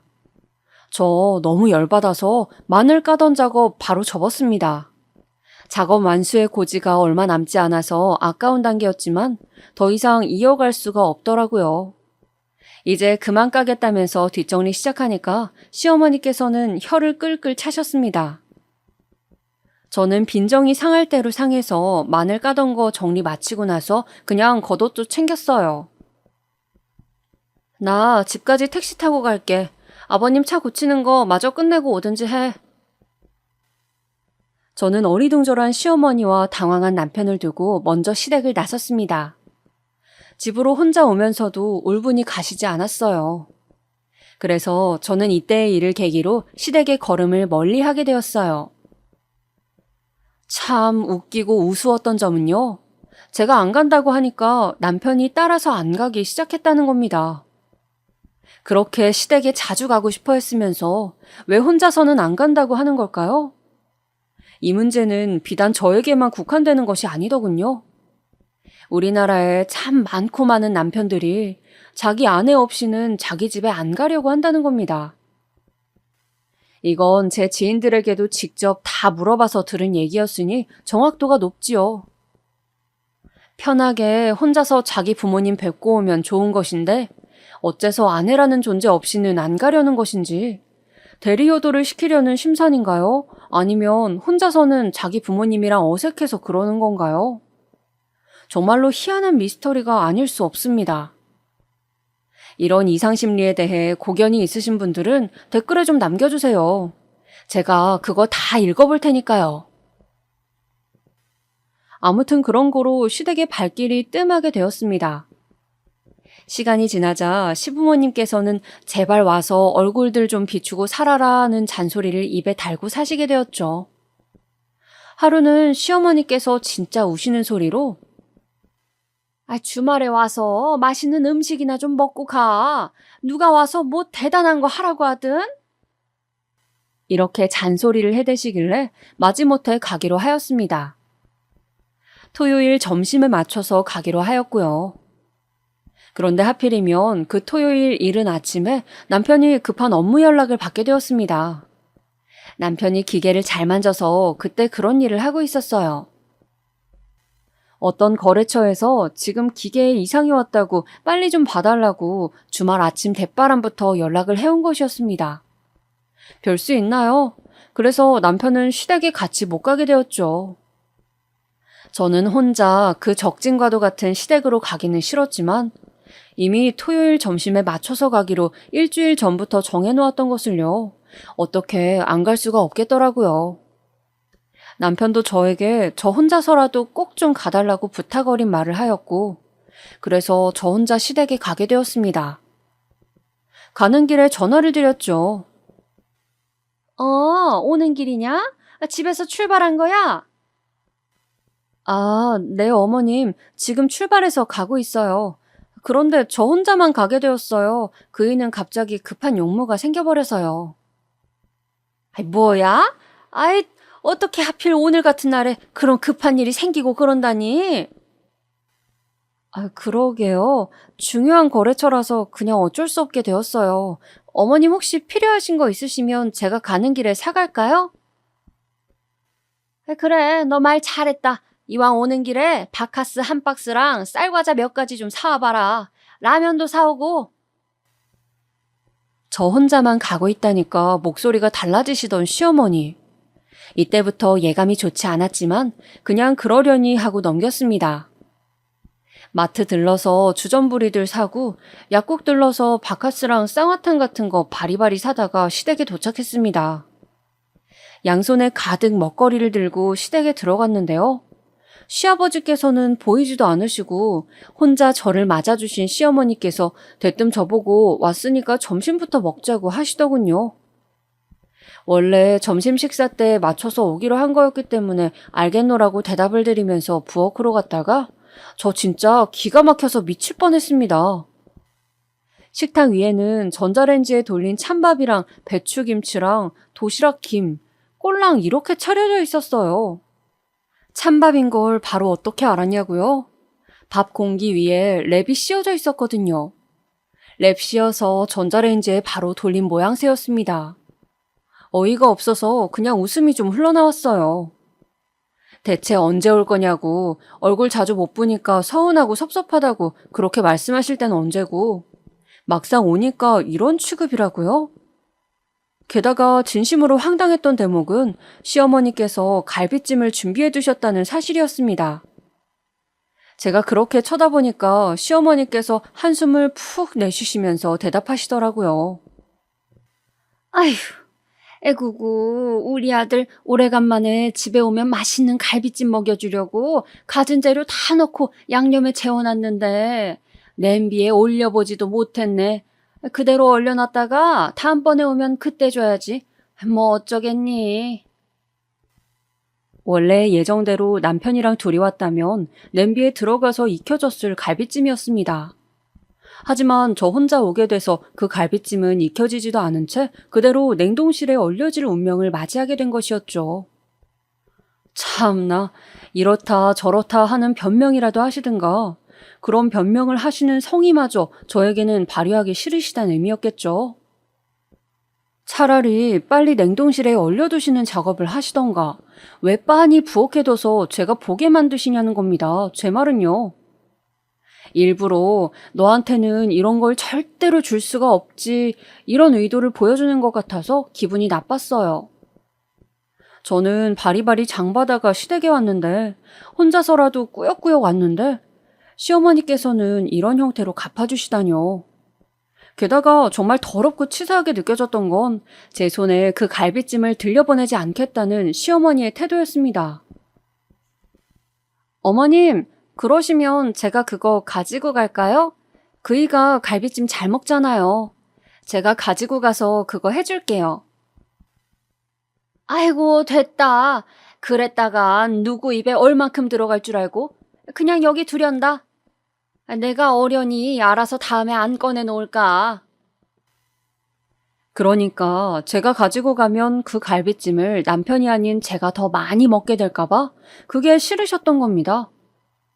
그 얘기까지 듣고 나서 식탁 위에 찬밥, 김치, 김 이런 걸 보니까 전혀 먹고 싶지 않더라고요. 저걸 먹으면 진짜로 딱 저만큼의 존재가 될 것만 같아서 겁까지 나던걸요. 속이 별로 안 좋아서 밥 생각은 없다고 말씀드렸어요. 시어머니의 한탄이나 한참 들어드리다가 자리를 떴고요. 혼자 집으로 오는 내내 차 안에서 미친년처럼 푸하하 크게 웃다가 또 혼잣말로 화를 내다가 그렇게 오락가락했습니다. 그날 집에서 남편을 다시 보자마자 시댁에서 시어머니랑 있었던 일을 말했죠. 나 진짜 배고파 죽겠어. 이 시간까지 뭐 제대로 먹은 게 없다니까? 왜? 엄마가 맛있는 거 준비한다고 그러셨는데? 맛있는 거? 찬밥에다가 냉장고에서 꺼낸 김장김치에다가 김, 이렇게 달랑 있더라. 김도 엄청 작은 도시락김, 뭔지 알지? 바로 그거 하나만 딱 있었어. 내가 진짜 너무 당황스럽고 서운하고 속상해서 그걸 먹을 수가 있어야지. 그래서 그냥 안 먹고 와버린 거야. 야, 너는 그래도 시어머니가 차려준 밥상을 며느리가 돼서 거절하고 그냥 나왔냐? 우리 엄마가 얼마나 민망하셨겠어. 남편이 거기서 시어머니 편을 들길래 제가 울컥하고 말았죠. 제 머릿속에는 시댁 부엌에서 봤던 갈비찜의 모습이 둥둥 떠다니고 있었습니다. 장난해? 그럼 내가 그걸 먹었어야 됐단 소리야? 어머님, 갈비찜 재워놓으셨더라? 그런데 그거 안 익히셨어. 냉동실에 얼려놓는다고 하시면서. 뭐? 아니 왜? 갈비찜이 생각만큼 결과가 안 나왔나? 왜겠어? 자기 아들 먹어야 하는데 쓸데없이 며느리만 왔으니까 주기 싫으셔서 그러신 거지. 이제 아직도 내가 그 상황에서 찬밥에 김치에 그 김을 싸먹고 왔어야 했다고 생각해? 그제서야 남편이 입을 다물었죠. 제가 너무 속상해서 계속 씩씩거리니까 제 눈치를 보면서 더 이상 아무 말도 못했고요. 그날 남편이 시어머니께 연락해서 이런 말 저런 말을 한 모양이었어요. 다음 날부터 남편이 저를 쳐다보는 시선에서 뭔가 당당함이 느껴졌거든요. 그래도 꼴에 일말에 눈치는 있어서 자기 엄마한테 그 일을 따지긴 했나 보네. 그렇게 생각한 저는 그래서 찬밥 대접을 당한 그 사건을 그대로 넘길 요량이었는데요. 며칠 뒤에 시아버지로부터 연락이 왔어요. 이상하다. 어머님도 아니고 아버님이 나한테 무슨 일로 연락을 하신 거지? 한 번도 없었던 일이라서 당황한 가운데 전화를 받아봤습니다. 그랬더니 시아버지께서 대뜸 일가를 터뜨리시더군요. 모름지기, 고기는 남자가 있는 밥상머리에서만 먹는 것이었다. 갑자기 예고 없이 그런 소리를 들으니까 제가 귀가 다 멍멍했습니다. 저는 전화를 받자마자 아버님께서 어쩐 일이세요? 이렇게 살가운 목소리로 인사를 드린 것밖엔 없었어요. 그런데 다짜고짜 소리를 지르시다뇨? 네 시어미가 그런 옛날 사고방식을 그대로 보고 또 겪고 그렇게 살아온 사람이라 그날 행동을 그렇게 한 것뿐이거늘 어디 좁디 좁은 견해를 들이밀어서 지 서방한테 다 꼰지르고 또한 부모 자식 간의 화목을 깨뜨리려고 들어. 예? 아버님 지금 무슨 말씀을 하시는지 잘 알겠는데요. 제가 그날은 정말 당황스러워서. 시끄러워. 너는 네 죄를 네가 알렸다. 제가 도대체 뭘 그렇게 잘못했다고 죄소리까지 들어야 한다는 것인지. 평소에 시아버지께는 아무런 유감이 없었어요. 워낙 고지식하신 분이긴 해도 원체 전면에 안 나서시는 분이었거든요. 늘 뒤에서 관망하는 걸 즐기는 스타일이셨고요. 그런데 이렇게 아주 가끔씩 나서실 때가 있었는데 반드시 뒤에는 시어머니의 사주가 있었습니다. 시어머니의 바가지에 긁히다가 안 되겠으니까 움직이는 것이 시아버지셨거든요. 저는 딱 봐도 시어머니의 사주를 받고 시아버지께서 직접 저에게 연락까지 하게 된 것이라는 걸 간파할 수 있었습니다. 속이 조금 부글부글 끓어오르더라고요.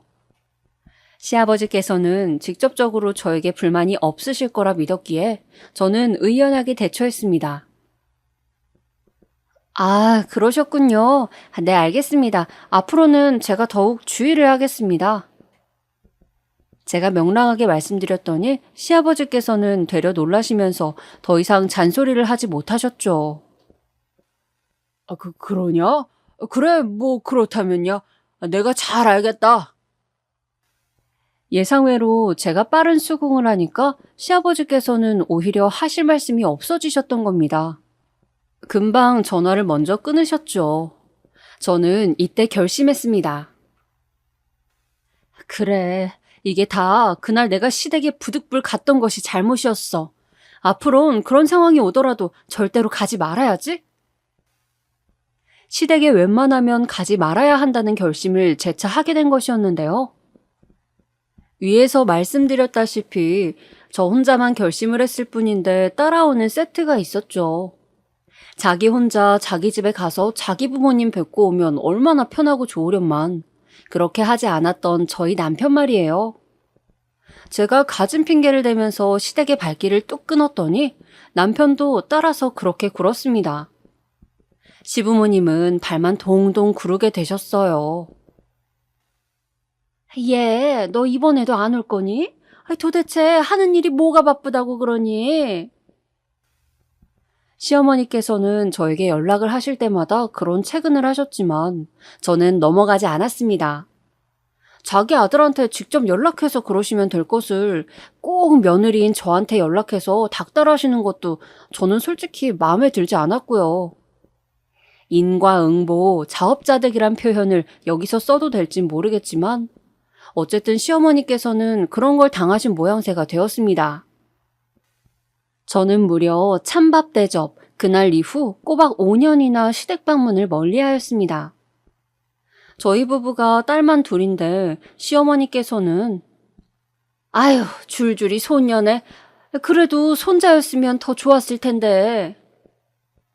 이런 실언을 제 앞에서 하심으로써 더욱 머나먼 고부관계에 불을 지피셨죠.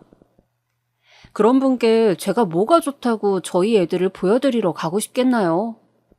그나마 애들이 학교 다니기 시작하면서부터 그리고 또 손녀 똥강아지들을 귀여워하시는 게 다 보이는 시아버지를 이유로 시댁에 조금씩 가기 시작했었네요. 시아버지께서는 여자애가 조신하지 못하게 행동한다며 저희 애들을 나무라시기도 하였으나 항상 애들한테 용돈을 주려고 하시고 맛있는 간식 주려고 하시고 애들이 시끄럽게 굴어도 흐뭇한 미소를 지어주셨어요.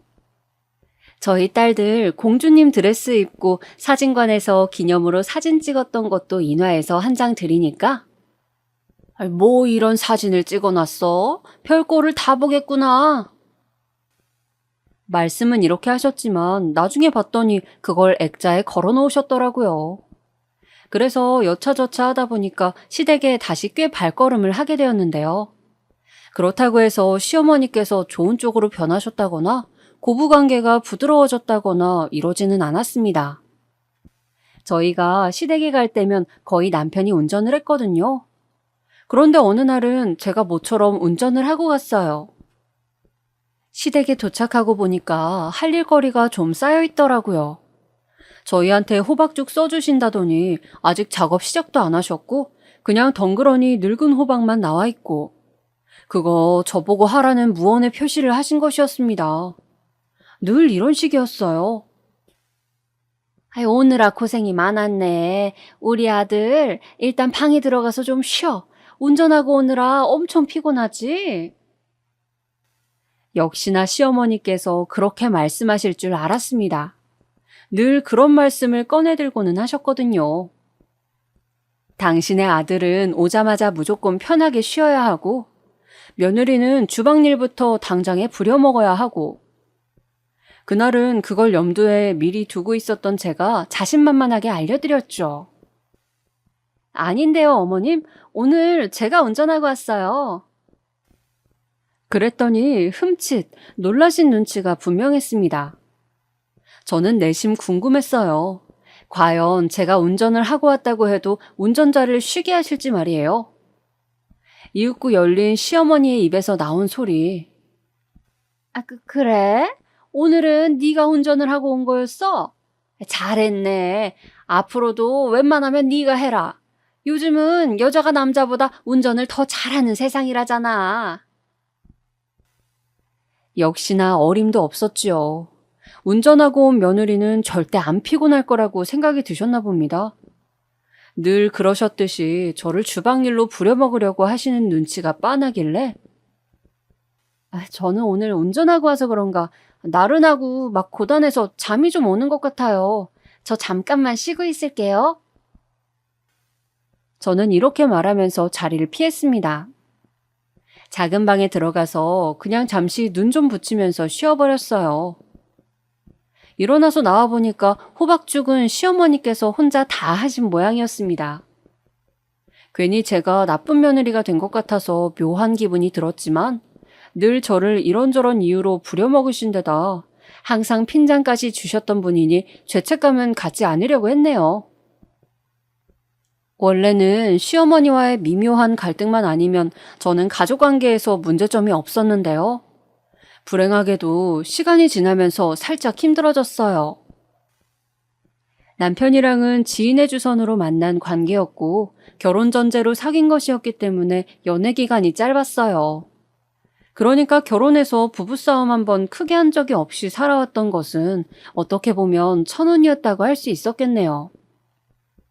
서로를 깊이 알게 된 기간이나 계기 없이 무작정 결혼한 사이였으니 말이죠. 너무 그냥 그렇게 살아왔기 때문이었을까요? 딸 2명을 낳고 키우면서 살다 보니까 상대방이 애정의 대상으로 여겨지기보단 점점 법적 테두리 안에서 함께하는 동반자라는 식으로 느껴지게 될 때가 참 많았던 것 같습니다. 이를테면 권태기라는 것이 왔었던 것일지도 모르겠어요. 특히나 계기가 하나 있었는데요. 제가 직장에서 야근을 마치고 귀가하던 길이었습니다. 그때는 초겨울이었기에 춥기도 했거니와 진짜 사방이 깜깜했어요. 집으로 가는 골목길로 딱 들어서는데 웬 까만 잠바를 입은 남자가 딱 서 있는 거예요. 그것도 모자를 푹 눌러쓴 채 말입니다. 정말 아무것도 안 하고 휴대폰을 보지도 않으면서 그냥 서 있었어요. 골목길에 들어설 때부터 그 사람이 너무 신경이 쓰였는데 제가 그 앞을 지나칠 때까지도 가만히 있더군요. 지나치는 그 순간에 갑자기 무서워서 저도 모르게 걸음을 빨리 했어요.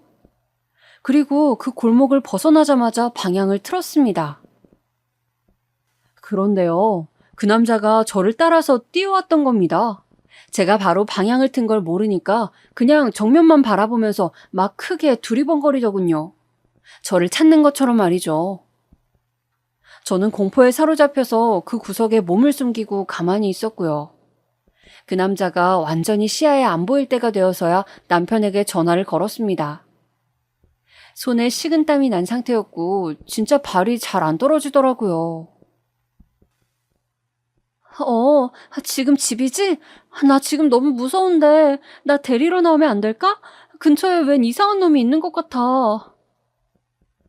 제가 다급하게 말을 했는데 그 긴박한 음성을 듣고도 남편이 하는 말. 그러길래 내가 그 빌어먹을 야근 좀 하지 말라고 했잖아. 거 봐. 내가 뭐라 그랬어? 내 말 지도키도 안 듣고서 야근을 하다가 이렇게 늦은 거니까 이상한 놈이든 특이한 놈이든 그냥 알아서 해결하고 와. 건성으로 대답을 하는 겁니다. 그러면서 전화를 먼저 끊더라고요.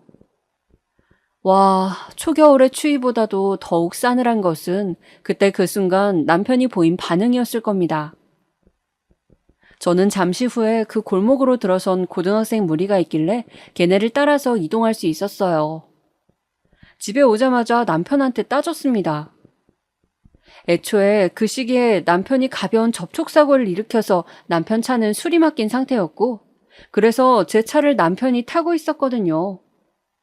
출퇴근 거리가 짧은 제가 대중교통을 이용했고요. 제가 남편의 편의를 위해서 제 차를 내어줬기 때문에 이런 퇴근길 공포를 겪은 것이었잖아요. 그런데도 어떻게 당신이 정남이 하나 없게 굴 수가 있어? 생판 남이라도 걱정돼서 집 앞에 나와줬겠다. 어쨌든 결론적으로는 아무 일 없었잖아. 그럼 그걸로 된 거 아니야? 미안하다는 말 한마디 없이 되려 저한테 짜증을 내는 모습을 보면서 얼마나 절망감을 느꼈는지 모릅니다. 남편 한 사람만 오롯이 제 편이어도 세상 살아가는 거 그렇게 고단하고 힘들지 않다고 생각했던 저였기에 정말로 큰 상처가 되었어요. 이때의 일로 부부간의 신뢰가 깨진 느낌이 들었습니다. 몇 달이 지나서 남편이 생각해보니까 내가 그때는 정말 무심하게 행동했던 것 같아. 이제 와서 말하긴 좀 그렇지만 그땐 미안했어. 이렇게 말을 해주긴 했는데요. 이미 그때 그 순간에 들었던 실망감을 복구시킬 수는 없는 것이더라고요. 그리고 저희 부부는 어느샌가 살짝 대면대면해졌는데 애들이 사춘기에 접어들면서 더욱 그렇게 된 측면도 있었습니다. 가정 내에서도 이런 판국이었는데 제가 직장에서 엄청나게 스트레스를 받는 일이 생겼어요. 제가 담당했던 출판물이 표절 시비에 휘말리게 되었는데 처음에는 이 정도는 별일 아닌 걸로 처리할 수 있다고 여겼었습니다. 이게 잘못이었나 봐요. 이 표절 시비 사건이 눈덩이처럼 규모가 커지더니 법적 공방으로까지 가게 되었습니다. 당연히 그 업계에서는 화제의 사건으로 떠오르게 되었고요. 이 시기가 진짜 지옥이었어요. 직장에 있지 않을 때도 계속 심장이 두근거리면서 떨려왔고 항상 잠을 자면서도 그 문제로 시달려서 피로가 온전히 가시지를 못하였어요. 눈 밑은 퀭하고 입술은 말라서 버석거리고 입맛도 없었습니다.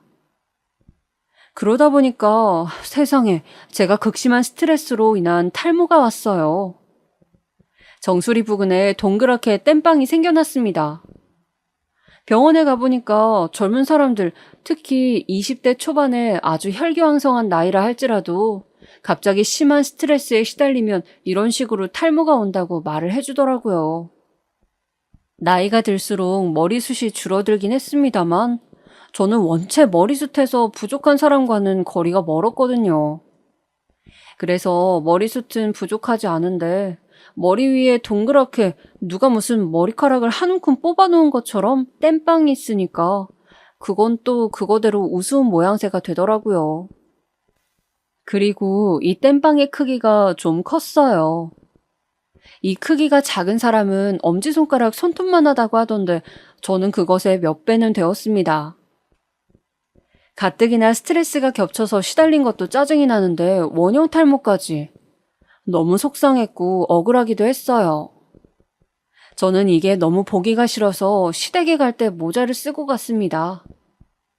제가 계속 모자를 안 벗으니까 시어머니께서 자꾸 물어보시더라고요. 스트레스 때문에 땜빵이 생기고 있다는 걸 진작 아셨기 때문에 어려우니 모자를 쓰고 있는 모습에서 아, 그게 심해져서 모자로 가리게 되었나 보다 이렇게 유추가 가능한 것이었거든요. 그래서 시아버지께서는 아무 말씀도 안 하신 것이었고요. 아니었으면 진작에 밥상머리 앞에서 모자 쓰고 있는 거 아니다라고 따끔하게 말씀하실 분이 시아버지셨습니다. 그런데 가만히 계신 게 왜였겠어요. 누가 봐도 탈모 때문에 모자를 쓴 것이니까 그랬죠. 하지만 시어머니께서는 참 얄미우셨네요. 답답하게 그 모자는 왜 자꾸 쓰고 있어? 정수리에 탈모 왔으면 뭐 어때서? 아니 세상에 얼마나 많이 머리카락이 빠졌길래 그러니? 그렇게 물어보시는 목소리가 많이도 해맑으셨거든요. 남편이 헛기침을 하면서 눈치를 주니까 그제서야 시어머니께서는 입을 다무셨지만 괜히 기분이 좋아 보이셨어요. 그 모습을 보면서 저는 또 한 번 느꼈죠. 아무리 세월이 흐른다고 한들 시어머니와 며느리는 그냥 남남이구나. 진실로 친밀해지고 가까워진다는 건 영영 없는 일인 거야. 자명한 사실을 새삼 깨닫게 된 이후였습니다. 바야흐로 시아버지의 칠순잔치 날이었죠. 지난 세월 속 그 어떤 사건도 이날 일어난 사건에 비견되진 못할 거예요. 저로 하여금 사연을 적게 만든 사건이기도 합니다.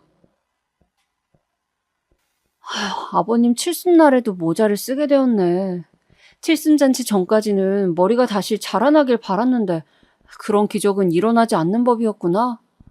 가르마를 넘겨서 가려보는 것도 여의치 않고 그냥 어쩔 수 없이 모자를 쓰는 수밖에. 저는 아침부터 거울 앞에서 한숨 섞인 중얼거림을 뱉고 있었습니다. 남편은 저보고 탈모로 땜빵이 생긴 게 뭐가 어떠냐면서 그냥 당당하게 드러내라고 그랬어요. 그런데 그게 어떻게 말처럼 쉽게 되나요? 제가 무슨 대머리 탈모가 와서 수습이 불가능해진 중년의 남자도 아니었고요. 가뜩이나 일련의 사건들로 스트레스가 극심해서 예민해진 게 아직 덜 가신 때이기도 했습니다. 사소한 것 하나하나로 감정의 널뛰기가 일어났어요. 그런 상황이었으니 제 원형 탈모를 드러내놓고 시아버지의 칠순잔치에 참석한다는 것은 진짜 견디기 힘든 일이었습니다. 옷에 어울리는 모자를 찾아서 쓰고 갔고요. 확실히 그런 자리에 모자를 쓰고 간다는 게 흔하지 않아서 그렇지 그날 입은 옷하고 느낌은 잘 어우러져서 이상하진 않았어요. 오히려 멋을 낸 것처럼 보이는 패션이었고요. 장소도 좋은 곳으로 빌렸고 분위기도 아주 괜찮게 시작을 하였습니다. 음식도 예상보다 더 잘 나와서 만족스러웠고요. 시아버지의 오랜 절친이신 분의 아드님께서 칠순잔치에 사회를 보셨는데 정말 구수한 음성으로 재치 있게 진행을 해주셨어요. 그래서 저도 모처럼 풀어진 기분으로 시아버지의 칠순잔치 영상을 즐기고 있었을 때였습니다. 아휴, 저거는 그냥 바락바락 이런 날에도 지고집 안 꺾고 저런다니까. 시어머니의 목소리가 문득 귀에 박혀 들어왔어요. 슬쩍 눈알만 굴려서 그쪽을 쳐다봤더니 시어머니께서 오랜만에 다 같이 한자리에 모인 친구분들 사이에서 신이 나신 모습이었습니다. 저도 얼굴들을 다 아는 그런 분들이셨고요. 특히 그 중에서 두 분은 저 결혼하고 얼마 안 되었을 때 시댁 근처에서 사셨던 이웃들이셨습니다. 제가 결혼 초기에 시어머니로부터 미용실에서 머리카락 잘리고 난 이후 저를 천하의 예민한 며느리로 인식하시게 된 분들이기도 하셨죠. 시어머니의 말만 듣고서 꼭 저를 그렇게 유별난 며느리 취급들을 하셨어요. 저만 보시면 저렇게 괜찮은 시어머니는 또 없어요. 그러니까 알아서 잘해요. 이렇게 훈수 같은 말씀들을 날리곤 하셨던 분들이셨죠. 간만에 뵙게 되니까 전혀 안 반갑더라고요. 이런 날, 이런 자리에서도 저렇게 모자를 쳐쓰고 지랄을 떨어야겠냐고. 아휴, 꼴 보기도 싫어. 마음 같아서는 그냥 꺼져버렸으면. 그 순간 들려온 시어머니의 발언, 그건 분명히 저를 겨냥한 말씀을 하신 것이었습니다. 그러자 지인분들이 낄낄 웃으시더라고요. 시어머니께 장단을 맞춰주고자 그러신 것인지 아니면 저를 비웃고 싶어서 그러신 것인지는 알 길이 없었으나 중요한 건 그때부터 제 기분이 완전히 바닥을 치기 시작했다는 겁니다. 어디서 저렇게 흉측한 몰골로 지 시아버지의 칠순에 올 생각을 했나 몰라? 아이고, 내가 진짜 저것 때문에 얼마나 마음고생을 하고 살았는가 생각하면 억울해, 억울해. 너스레를 떠시는 시어머니의 목소리를 들은 그 순간이었습니다. 저는 자리에서 벌떡 일어났습니다. 심장이 미친 듯이 강하게 뛰고 있었는데 이상하게 머릿속은 차분하게 정리가 되고 있었어요. 일어나서 걸음을 옮기는 저를 아무도 주목하지 않았지만 제가 사회자의 마이크를 빼앗아드는 순간부턴 모든 시간이 저에게 주목되었습니다. 저는 마른 침을 꿀꺽 삼키면서 마지막 고민을 짧게 했죠. 지금 이걸 질러버리면 나는 애들 아빠랑 싸우게 되고 그래서 이혼하게 될지도 모르지. 그래도 내가 확 질러버리는 게 맞을까? 하지만 이내 저는 과연 저의 남편에게 그 정도의 가치가 있는가 하는 생각을 빠르게 하게 되었고 결국은 입을 열어버렸습니다. 사랑하는 아버님, 칠순을 진심으로 축하드립니다.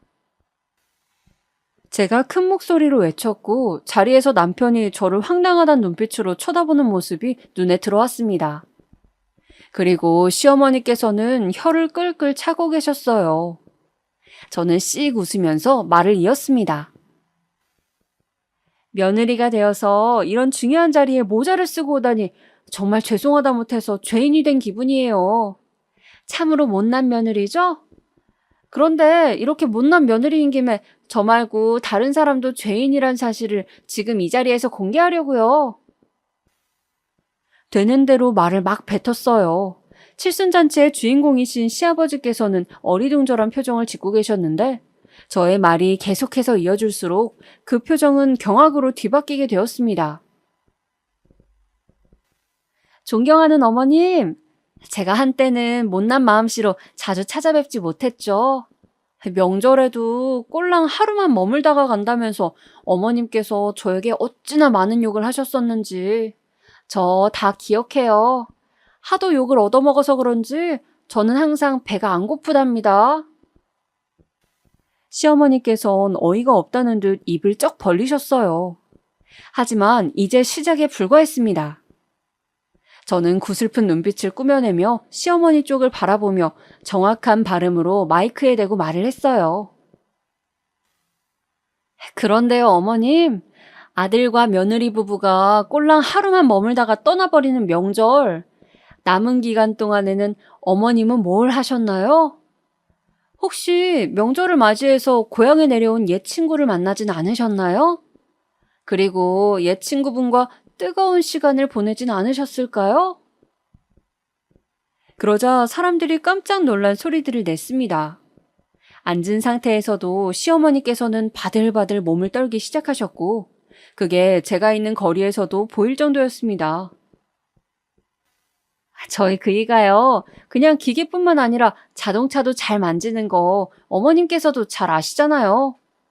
그래서 저희가 갈 때마다 그이가 차 수리도 종종 해줬잖아요.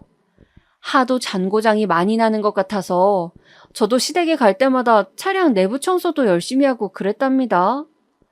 이상한 물건을 발견하기도 하고 작동이 잘 되는지 궁금해서 블랙박스를 보기도 했었죠. 저기 어머님, 이제 와서 드리는 말씀이지만요. 그 차량에 블랙박스 끄시는 법을 잘못 숙지하셨더라고요. 아휴, 그렇게 끄는 거 아닌데. 시어머니께서는 시뻘겋게 달아오른 얼굴이 되셔선 자리에서 벌떡 일어나셨습니다. 그리곤 대뜸 저를 향해 삿대질을 하셨죠. 이게 무슨 해괴망측한 헛소리를 하는 거야? 얘가 지금 당최 뭘 하는 거니? 저는 태연하게 웃으면서 시어머니께 확인사살이라는 것을 선사해드렸습니다. 제가 어머님의 뜨거운 일탈을 직접 블랙박스에 남아있는 영상으로 확인했다라고 이렇게 정확히 말씀드리면 이해가 되시겠어요? 그러자 시어머니께서는 저에게 뻗친 삿대질 그 손을 바들바들 떨기 시작하셨고 시아버지께서 조용히 자리에서 일어나셨습니다. 이제 찬물을 끼얹은 듯 조용해진 칠순잔치의 현장. 그곳에 시아버지의 고요하게 분노한 음성만이 울려 퍼졌습니다. 지금 그 말에 한치의 거짓도 없노라고 맹세할 수 있겠어? 저는 담담하게 고개를 끄덕이며 대답해 드렸습니다. 숱한 고민 끝에 혼자 묻어왔던 진상이었지만 저는 어느 때고 그 사실이 공개될 것이란 것을 내심 생각하고 있기도 했으니까요. 네, 아버님. 저는 만에 하나라는 것을 염두에 두고 그 블랙박스의 영상을 제 휴대폰으로 촬영해서 가지고 있었어요. 아직도 있습니다. 바로 확인시켜드리는 것도 가능합니다. 시어머니께서는 그대로 쓰러지듯 주저앉으셨죠. 지인분들은 경악에 찬 얼굴로 어쩔 줄 몰라 하셨고 시아버지의 칠순잔치 현장은 흐지부지하게 와해가 되었습니다. 네가 어떻게... 네가 나한테 이렇게 굴 수가 있냐는 말이야. 넋이 나가 계셨던 시어머니께서는 대뜸 저에게 달려드셨습니다. 제 멱살을 잡아서 짤짤 흔드시더군요. 모자가 벗겨질 정도의 거친 동작이었습니다. 저는 똑바로 시어머니의 눈을 보면서 말씀드렸어요. 이날 이때까지 그 비밀을 제가 지켜드린 것으로 어머님은 저에게 고마워하셔야죠.